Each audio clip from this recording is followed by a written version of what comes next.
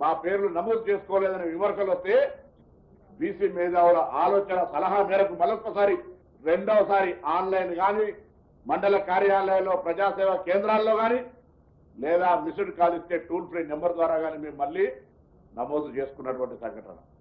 అందుకే ఇంత పారదర్శకంగా కామారెడ్డి డిక్లరేషన్ నుంచి ఇవ్వాలని జరిగిన కేబినెట్ దాకా 1% కూడా మా చిత్తశుద్ధిని ఎవరు శంకించేటువంటి పరిస్థితి లేకుండా Congress is for social justice, champion social justice, సామాజిక న్యాయానికి కాంగ్రెస్ సోషల్ జస్టిస్.